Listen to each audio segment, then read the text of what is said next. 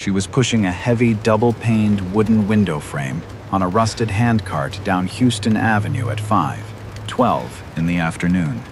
No moving van, no hired laborers, no relatives offering a lifting hand to ease the burden.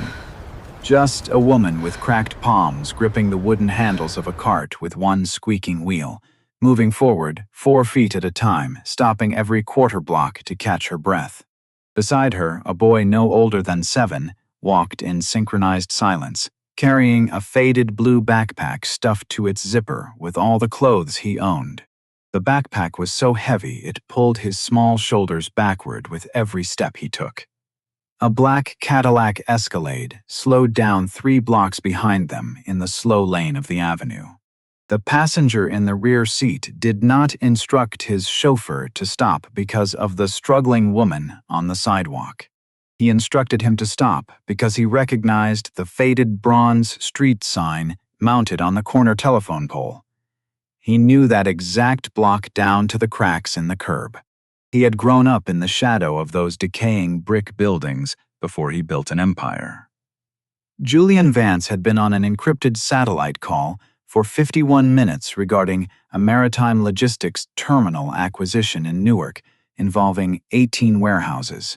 The financial modeling was impeccably sharp. The revenue projections were conservative enough to appease risk-averse institutional board members and aggressive enough to guarantee his venture partners an extraordinary yield. He had constructed his entire corporate standing on that precise balance between caution and ruthlessness. He listened to his chief financial officer detail the tax indemnity clauses while watching the gray urban skyline drift past tinted acoustic glass that cost more than an average family spent on housing over 9 months. The interior of the long wheelbase vehicle smelled of treated Napa leather, cedar shavings, and absolute isolation. There was a chilled bottle of imported mineral water in the climate-controlled console that he had not touched since leaving the airport. There was a dual-screen tablet resting on the leather armrest, showing 5 acquisition contracts waiting for his biometric authentication. The interior environmental system maintained the ambient air at exactly 67 degrees, regardless of the suffocating heat wave battering the concrete outside. Julian had spent 21 years designing an existence where no unpredictable element from the exterior world could breach his perimeter unless he explicitly permitted it. He was not intending to look out the side window. He was reviewing the debt-to-equity ratio on the 3rd contract page. Then he stopped reading. Something had disrupted his focus, the same way a single corrupted cell breaks the logic of a complex accounting ledger. Not a grand collision, not a dramatic explosion, just a quiet irregularity stark enough to seize his attention before his analytical mind could formulate a reason. A woman pushing a structural window frame, alone, tilted at a dangerous angle that obscured her view of the oncoming pedestrian traffic. Her spine bent under the strain like a seasoned oak beam, yielding to a gale it had resisted for far too long. Beside her, close enough to brush against the frame but unable to assist because of his fragile size, a child walked with a heavy backpack strapped across his chest. Julian observed the pair for 5 consecutive seconds. The CFO on the encrypted line was still explaining the amortization schedule. Julian was no longer processing the words. He did not feel immediate pity. He did not feel an impulsive urge to distribute charity. What hit him was a sharp impact of recognition, though he could not have articulated its origin in that precise instant. The woman paused to adjust the frame on the metal lip of the cart. She pushed it forward another 4 feet. The young boy tightened his grip on the nylon straps without uttering a single word of complaint, without looking up at the sky, without asking how much farther they had to travel. Julian's gaze shifted past the cart, past the wooden frame, past the small boy to the rusted metal sign hanging at the intersection half a block ahead, Houston Avenue. He pronounced the name silently, the way one rehearses a memory that has remained unspoken for over 2 decades. Not with loud shock, but with a dense stillness that settles right before an old padlock turns in a rusty iron gate. He remembered this street. He knew every structural flaw in the masonry of this avenue, or at least he had known them 21 years ago. He knew what stood at the dead end of the street. He knew the building number without needing to glance at a property map. The CFO asked for authorization to finalize the closing timeline. Julian did not respond. "Pull over right here." The chauffeur glanced into the rear-view mirror with a subtle flicker of surprise. Julian had not raised his tone. He had not shifted his position against the leather headrest. His expression remained completely immovable, yet the command carried a severe weight the driver had never encountered in the 14 months he had managed this route. The heavy vehicle glided smoothly to the curb. Julian terminated the satellite conference without offering an explanation. He flipped the tablet face down onto the leather seat. He opened the heavy rear door.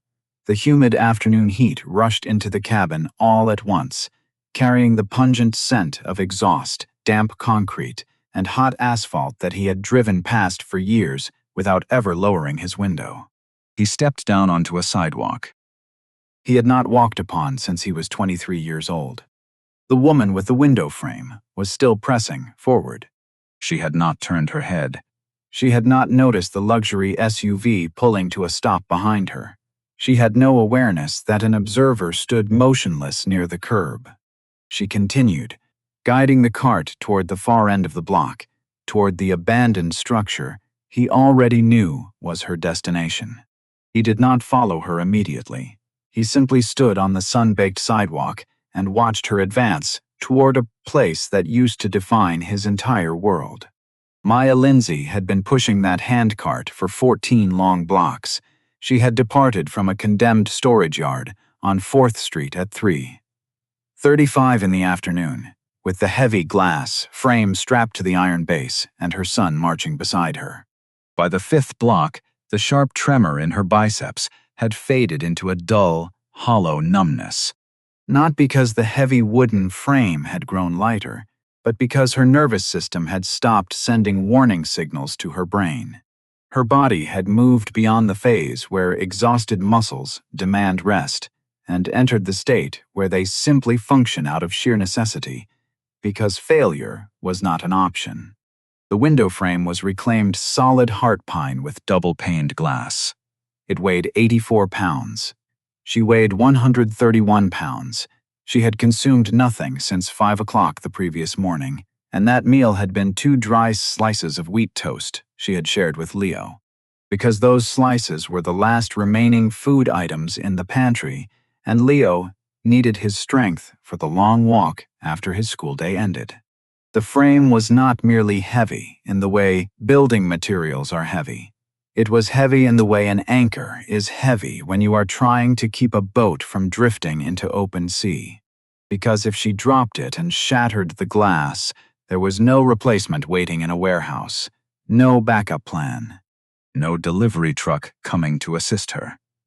This window frame represented one of the last structural pieces needed to seal a shelter for her son, and she was hauling it on her own strength through a city that viewed her existence as entirely invisible. She halted at the 9th block, set the cart legs onto the cracked pavement, leaned her lower back against the wood, and exhaled slowly. The worn rope, holding the top edge, was fraying against the rough grain. She tightened the knot with raw fingers. Her palms were calloused and scraped from hours of manual labor. Her left wrist bore a dark purple contusion. She had received 3 hours earlier when the frame swung violently against a door jamb while clearing out the rental unit that was no longer theirs. Leo stood right beside her feet. He did not inquire if they were getting close to the end. He did not ask why their personal belongings were crammed into 3 plastic trash bags stored in a holding closet. He did not ask where they would sleep when the sun went down. He adjusted the straps of his backpack and waited quietly for his mother to lift the cart handles once more. He was 7 years old. He had moved through 3 temporary living situations in less than 2 years. He had learned to recognize the subtle shift in his mother's expression when she was calculating her remaining physical stamina.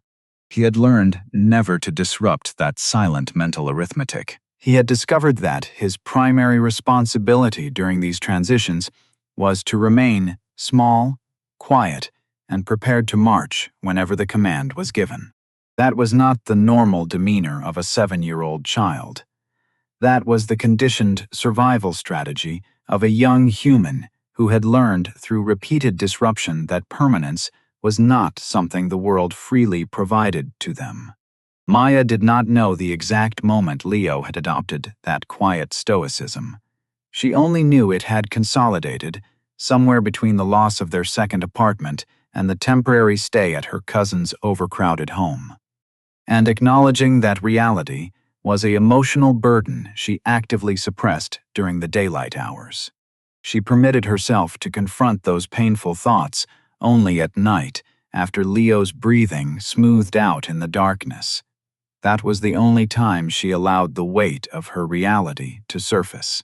She gripped the handles of the handcart once again. A black luxury vehicle had come to a halt somewhere down the block behind them. She did not turn her head to check. A door had slammed shut with a heavy thud. She did not look. She had stopped paying attention to stopping vehicles 2 evictions ago. Looking meant hoping for a miracle. Hoping meant creating expectations. Expecting meant building an internal structure that would shatter the moment the taillights disappeared, and she possessed no remaining emotional reserve to endure another collapse. She kept her eyes fixed on the pavement ahead. Houston Avenue was 3 blocks away, then 2 blocks, then 1. She counted the remaining distance the way she calculated everything in her life now. In feet left to travel, in physical strain her body could tolerate.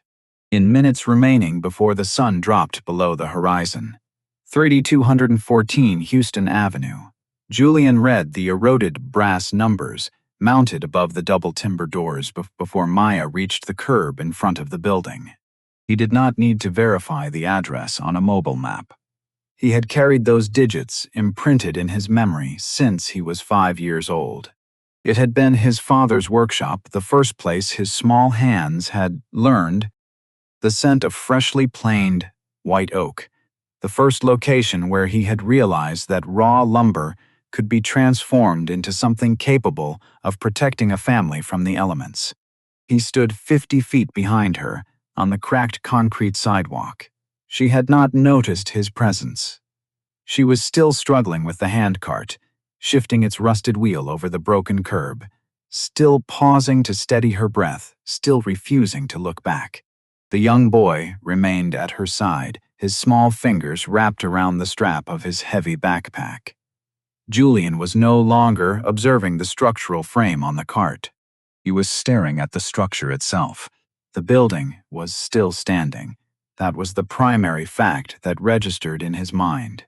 The front entrance consisted of massive heart pine doors split down the center seam, the exact same crack he had watched his father attempt to seal with resin when Julian was 12 years old. The iron hinges on the left door were missing 3 mounting bolts, causing the wood to sag heavily against the threshold. The upper transom windows were boarded up from the interior with weathered plywood that had warped and blackened from decades of rain and sun.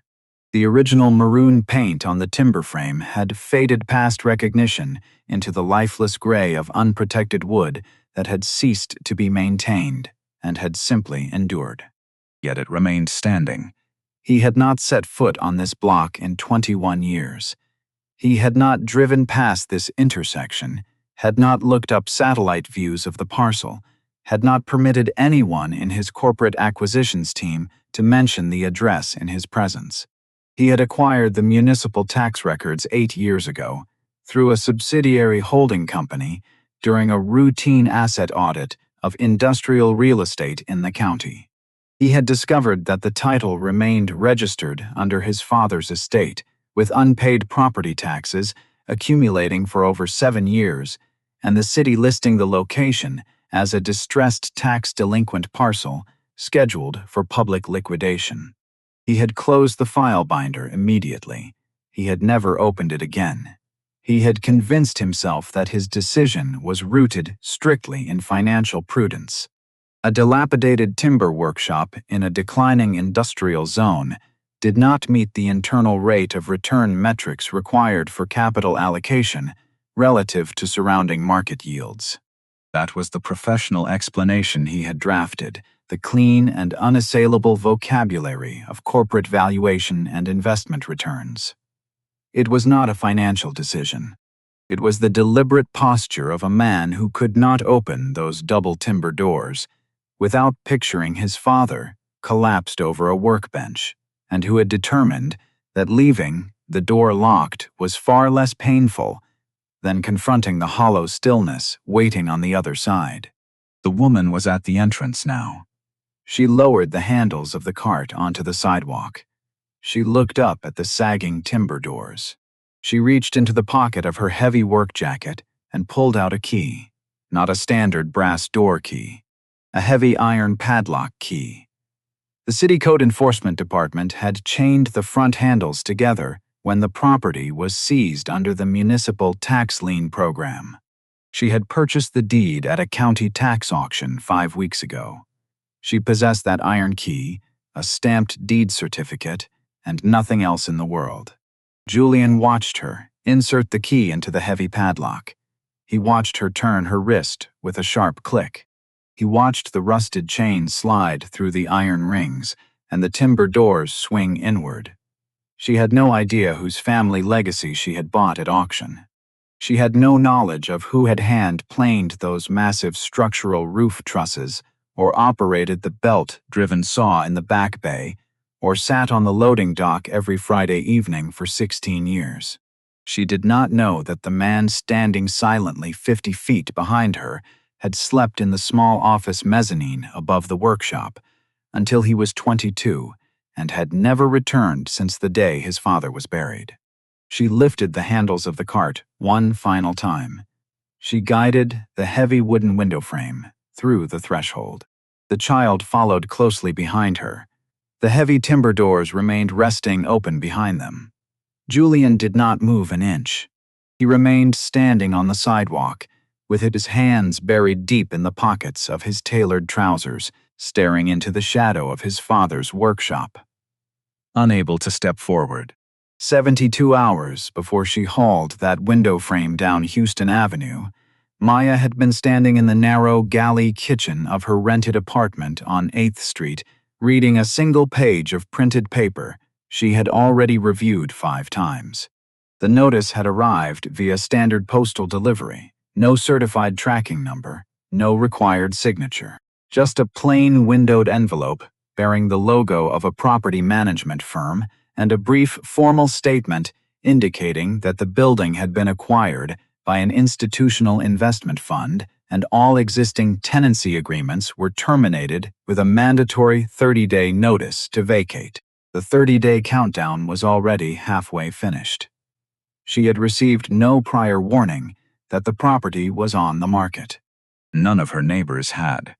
The letter was the first official communication anyone in the 6-unit building had received. Maya had occupied that second-floor unit for 3 years and 8 months.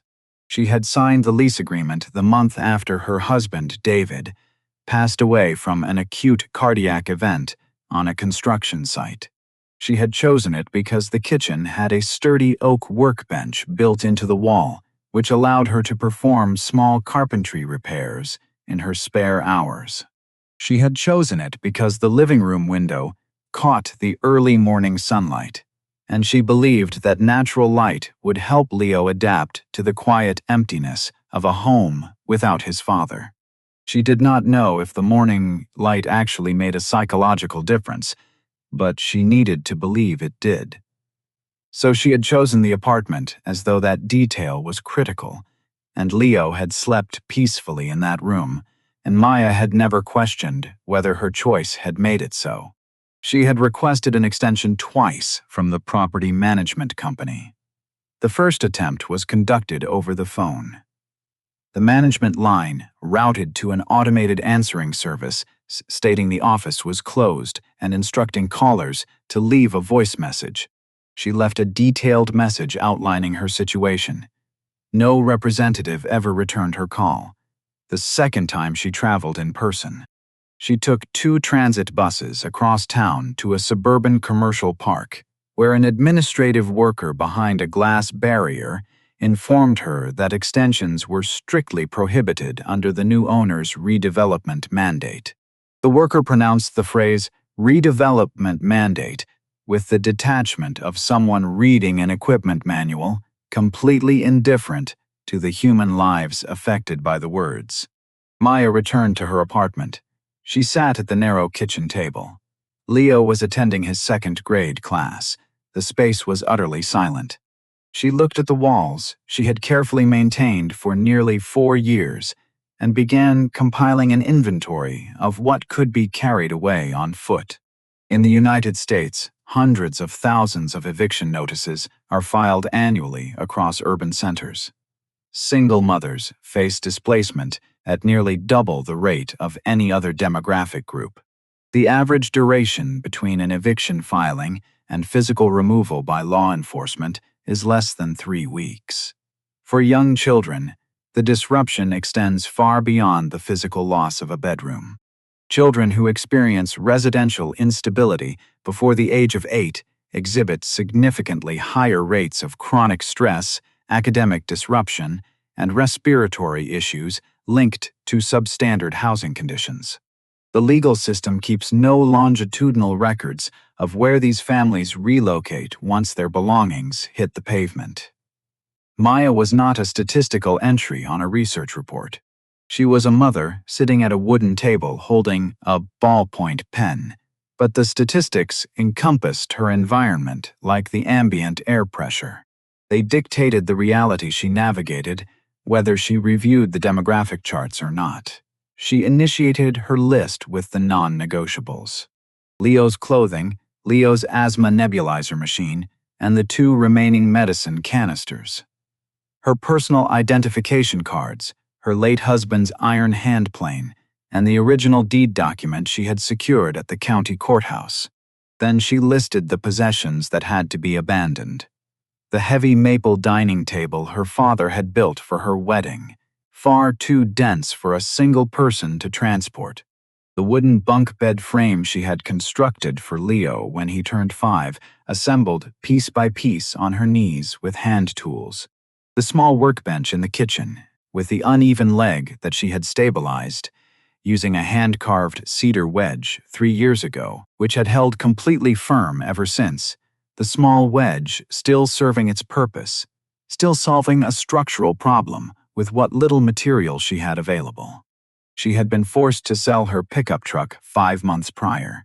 Leo's specialized asthma treatments cost $92, $50 every month out of pocket, without health coverage. Maya had lost her corporate health benefits when the architectural millwork shop, where she worked as an apprentice, cut its staff due to commercial project cancellations. She had stretched her emergency savings for 90 days. The 4th month, she listed the 2008 Ford F-150 on an online classified board. She received $400 from a buyer. It covered 4 months of prescription refills, basic groceries, and an urgent care clinic fee when Leo experienced a severe bronchial spasm at 2 o'clock on a freezing January night. And Maya carried him 5 blocks to the regional facility because she no longer owned a vehicle to transport him. She could carry only what her arms could lift, what Leo's small hands could hold, and one major structural element. One heavy item that would not fit inside a plastic storage bag. She kept the reclaimed double-paned window frame, not because it possessed high commercial resale value, but because it was the exact insulation needed to make the office mezzanine of the abandoned workshop wind-tight for her son. One structural layer against the winter rain, one barrier ensuring that the air in his sleeping space remained dry and still. One element of security she could build with her own hands when the rest of the world refused to guarantee them a roof. She secured the glass panels with thick canvas straps. She packed Leo's clothes, the nebulizer, and her documentation into 2 reinforced bags. They departed from the 8th Street apartment at 3:35 in the afternoon on a Tuesday. Maya locked the deadbolt behind her. She dropped the key into the drop box, as instructed by the management notice. Then she lifted the handles of the handcart, and she and her son walked out into the humid afternoon air and turned toward Houston Avenue. She did not look back at the building frame. Looking back was a habit she had eliminated. It provided no leverage. It never had. Julian crossed the threshold of his father's workshop for the first time in 21 years. The soles of his custom leather shoes made a distinct sound against the sawdust-covered timber floor, a sound he had not generated since he was a young apprentice working under his father's silent supervision. Maya turned around instantly, stepping firmly between the stranger in the tailored suit and her son, who was sitting on the handcart near the window frame. Her hand rested instinctively on the heavy wooden handle of her late husband's iron hand plane. She did not ask him who he was. She did not ask how he had bypassed the open double doors without making a sound. Her posture was that of a woman who had spent 3 years defending her narrow perimeter against unexpected disruptions, her eyes cold, evaluating, and completely unyielding. Julian stopped 10 feet away from her, his hands coming out of his trouser pockets in an uncharacteristic gesture of neutrality. He looked at the iron hand plane in her grip, then at her calloused fingers, and finally at the double-paned window frame she had hauled across 14 city blocks. "You bought this property at the municipal tax auction 5 weeks ago," Julian said, his voice quiet, devoid of the aggressive authority he utilized in corporate boardrooms. Maya did not relax her stance. She tightened her grip on the tool. "I hold the stamped deed, and I hold the key to the iron lock on those doors," she replied, her voice steady and sharp as a newly sharpened chisel. "If you are representing a development firm or a city code inspector trying to issue another vacancy violation, you can turn right around and leave." Julian looked past her into the dim expanse of the workshop, where the old belt-driven saw sat covered in 2 decades of gray dust. "I am not a city inspector, and I am not here to issue a notice," he said softly, his eyes fixing on the sagging timber rafters above them. "My name is Julian Vance. My father built these roof trusses with his own hands in 1988, and I spent the first 22 years of my life sleeping in the mezzanine room directly above your head." Maya's eyes flickered with a brief moment of surprise, but her physical guard did not drop. She did not release the handplane. She knew how wealthy developers spoke when they wanted to soften a property negotiation. She had seen corporate representatives use emotional language right before handing out displacement notices to longtime residents on 8th Street. "Your father's estate let the municipal property taxes accumulate for 9 consecutive years," Maya stated, her tone devoid of sentimentality. "The county put the title on the auction block, and I paid $400 in cash that took me 2 years of night shifts to save. The deed bears my name now." "I am aware of who holds the deed," Julian said, stepping closer to the workbench where his father used to organize his brass measuring squares. "I have more than enough liquidity in my personal accounts to buy this entire block tomorrow. But I am not standing in this building to challenge your legal title." He reached into his coat, pulled out a refined leather wallet, and extracted a black corporate card alongside a folded checkbook. "I can have a master commercial contractor and a crew of 20 licensed tradesmen here at 7 o'clock tomorrow morning," Julian continued, holding out the checkbook toward her. "They can replace the entire roof structure, install modern HVAC systems, rewire the electrical grid, and turn this mezzanine into a fully furnished living space within 10 days, fully funded by my personal foundation." Maya looked at the checkbook, then at the handplane in her grip, and finally directly into Julian's eyes. She did not reach out her hand. She did not smile in relief. Her expression hardened into a severe iron-like quiet that made Julian's hand freeze in mid-air. I did not haul an 84-pound window frame 14 blocks on a handcart to accept a handouts check from a stranger who abandoned his own father's building, Maya said, her voice dropping an octave, carrying a fierce dignity that filled the dusty workshop. If I do not sweat for the roof over my son's head, if I do not turn the screws and plane the timber with my own hands, then this space does not belong to us. Julian stared at her, caught completely off balance. In his world of corporate acquisitions, money solved every structural problem, smoothed over every conflict, and purchased every required outcome without exception. Yet here stood a woman residing on the absolute edge of financial survival, holding an iron hand plane in a dusty, unheated workshop, flatly rejecting a $100,000 renovation grant because it lacked the dignity of her own labor. "You don't understand the physical scope of what this building requires," Julian said, trying to re-establish a logical framework. "The main support beam on the east wall has dry rot, the electrical service panel is obsolete, and winter temperatures will drop below freezing in less than 6 weeks." "I understand wood," Maya replied instantly, her voice ringing clear against the high timber ceiling. "I served 2 years as an apprentice carpenter at an architectural mill workshop before they cut the payroll. I know how to sister a dry, rotted beam with fresh yellow pine, and I know how to pull a straight grain with a hand saw." She pointed toward the open timber doors. "I accept no charity, Mr. Vance. No foundation handouts, no pity chicks, no free contractor crews. If you want to hand out unearned money, you can walk back out to your luxury vehicle and drive back to whatever high-rise you came from." Julian stood completely motionless.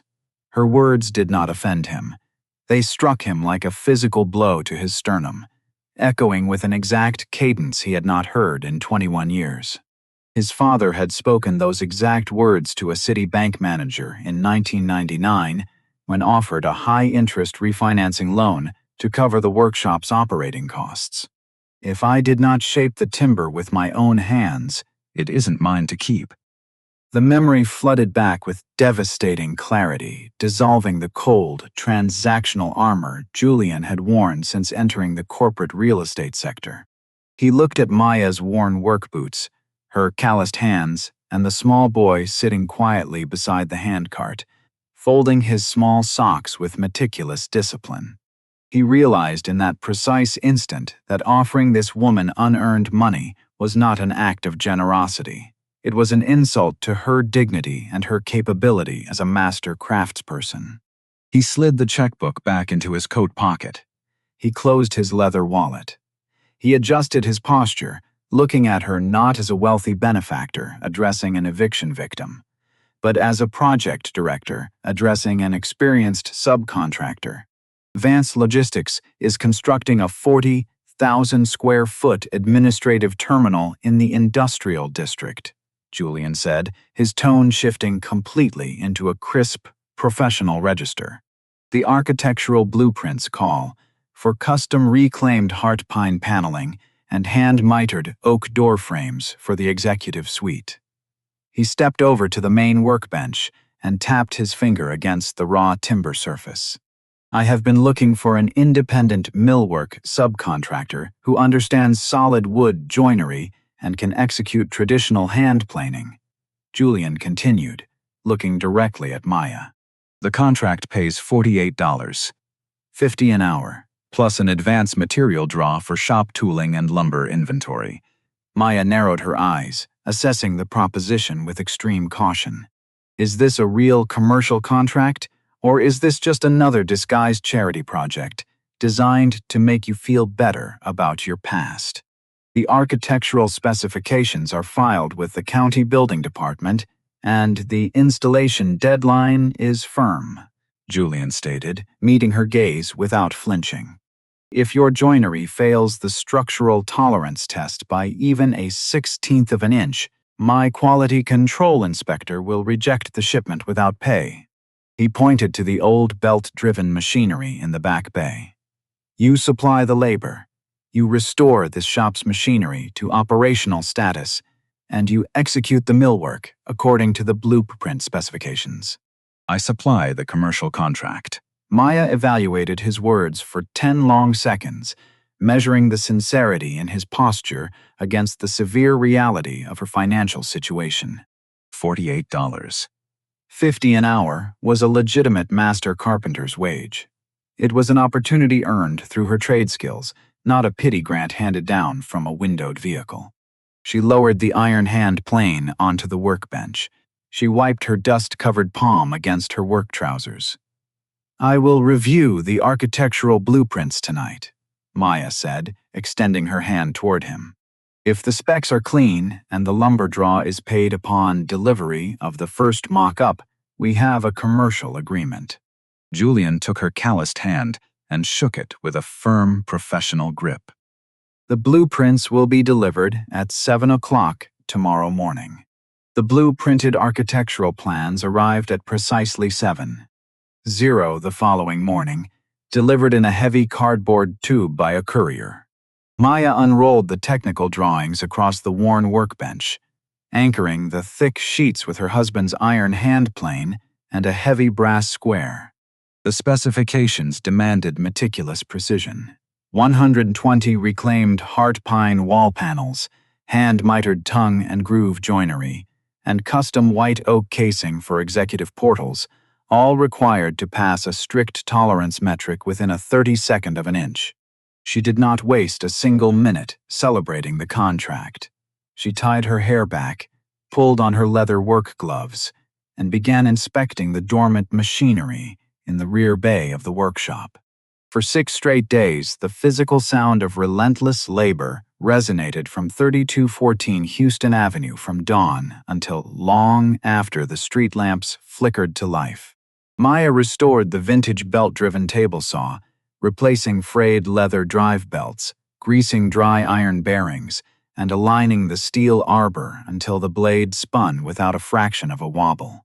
She worked with an intense, meditative focus, measuring lumber stock, rough-cutting heart pine planks, and feeding them through the planer while sawdust settled like fine amber snow over her shoulders. Leo sat at a small side desk she had built for him from scrap cedar, quietly completing his second-grade workbook exercises before meticulously sweeping cedar shavings into neat piles near the door. Local subcontractors and commercial tradesmen from neighboring industrial units frequently paused at the open timber doors to observe her work with raised eyebrows and folded arms. They were accustomed to seeing large commercial millwork orders handled by automated CNC factories with 40-man crews, not a solitary woman working in a resurrected tax-delinquent workshop with vintage hand tools and sheer willpower.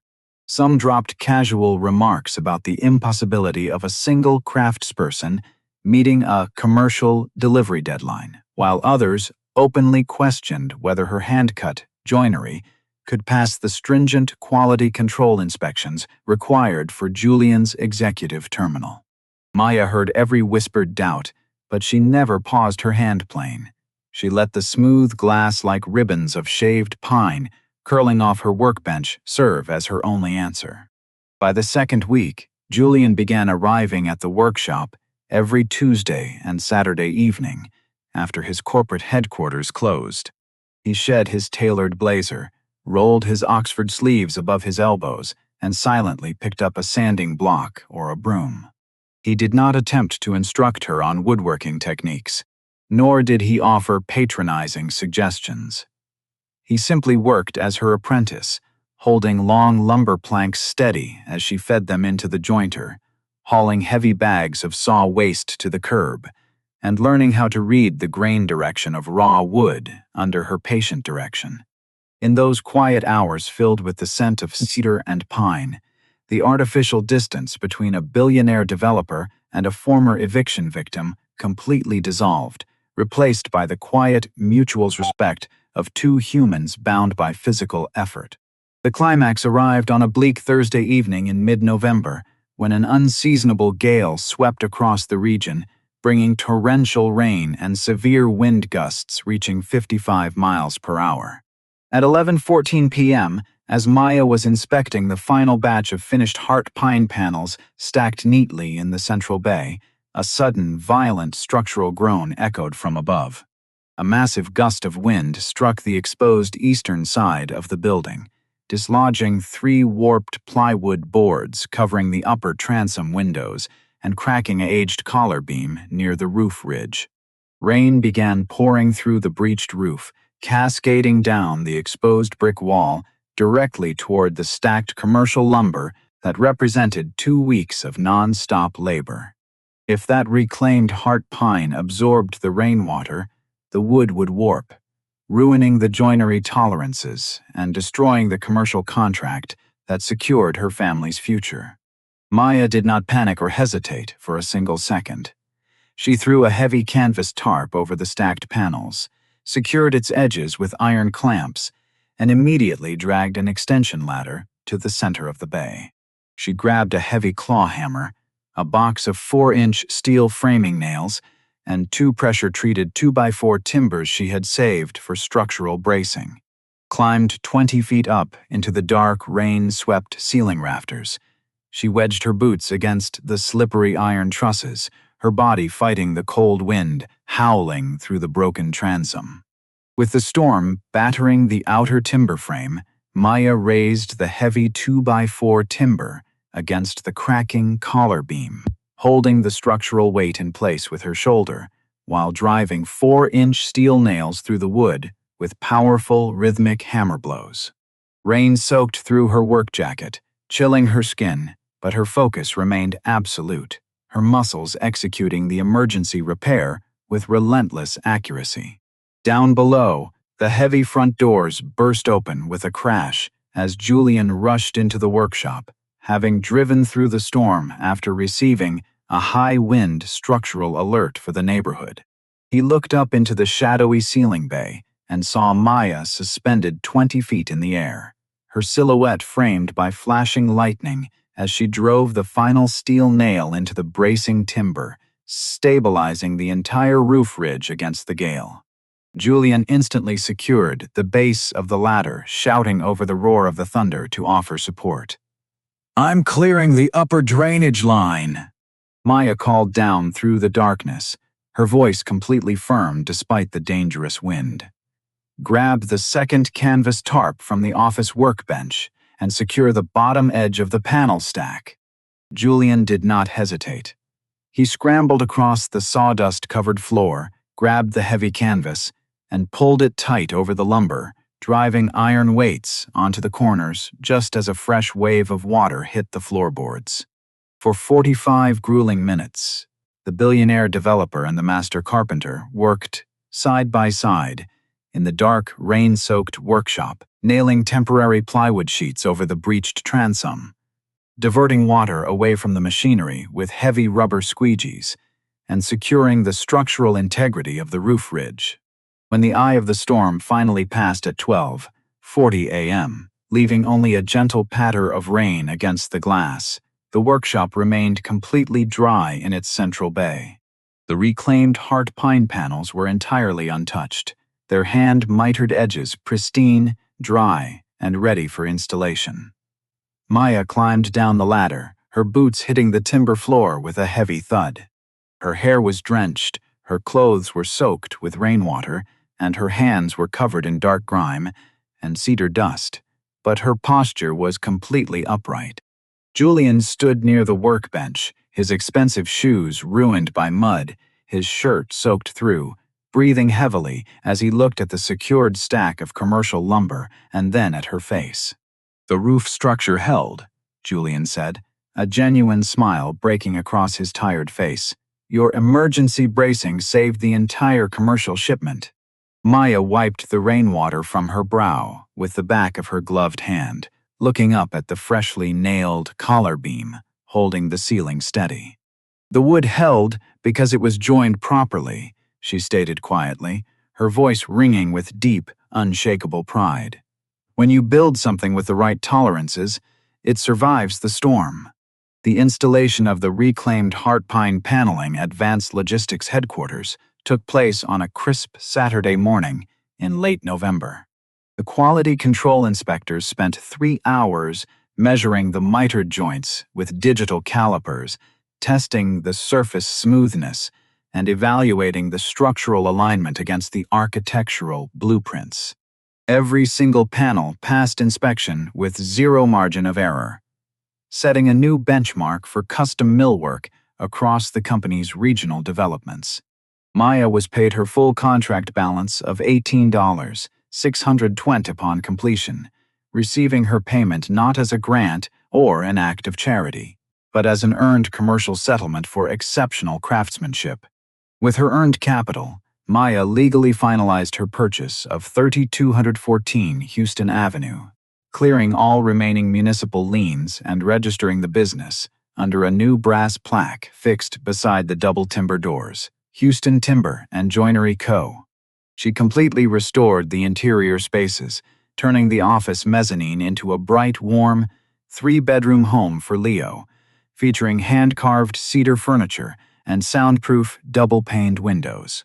The high timber ceilings, once dark and decaying, were sealed and illuminated, filling the workshop with the warm scent of fresh pine and oil finish. On a quiet Sunday evening in December, while Leo was sleeping upstairs in his new bedroom, Julian returned to the workshop alone.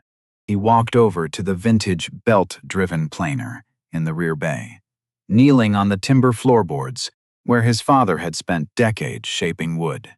Beneath the iron base of the planer, concealed inside a shallow hand-carved recess in the subfloor framing, Julian found a worn oak toolbox secured with an iron latch. The box was covered in a thick layer of aged sawdust, its wooden corners smoothed by years of handling. Julian lifted the iron latch with trembling fingers and opened the lid. Inside lay his father's original set of brass measuring squares, an old mechanical pocket watch, and a single page of heavy cream paper folded twice. The handwriting was small, steady, and precise, written in dark ink that had softened over 21 years. The letter was addressed simply to Julian. His father wrote about the workshop, about the sacrifices required to build something lasting with one's own hands, and about the quiet dignity of labor. He wrote that a building was never defined by its brick walls or its market valuation, but by the integrity of the work performed inside it and the protection it provided to those who had nowhere else to turn. The final line of the letter read, "If you ever lose your way in the world, come back to the wood, clean the workbench, and remember who you are." Julian folded the letter carefully and placed it in his coat pocket. He sat on the edge of the workbench in the quiet, warm workshop, looking out through the restored double timber doors at the city lights along Houston Avenue. For 21 years, he had run from that building, believing that leaving it behind was the only way to escape the pain of his past. Standing in that restored space, surrounded by the flawless joinery Maya had crafted, he realized that the workshop had not been a place of failure. It had been the foundation of his father's dignity, a foundation that had now given another family a permanent home. Maya used her expanding business to create a paid apprenticeship initiative, specifically designed for single mothers facing housing instability and job displacement in the urban district. She hired 3 women during her first spring of operation, teaching them timber selection, machine operation, and hand-planing joinery, providing them with living wages of $28.50 an hour, and flexible shift scheduling. She did not offer them charity. She provided them with a trade skill, a workbench, and the unshakable dignity that comes from building one's own future. Every evening at 5 o'clock, as the sun dipped behind the city skyline, the warm light from 3214 Houston Avenue spilled out onto the sidewalk. The double timber doors stood open, the scent of cedar drifted on the breeze, and the rhythmic, soothing sound of a hand plane. Curling smooth ribbons off raw pine echoed down the block. The building was no longer a distressed statistic on a municipal auction list. It was a home, a sanctuary, and an enduring monument to human resilience that stood completely unshakable against any storm.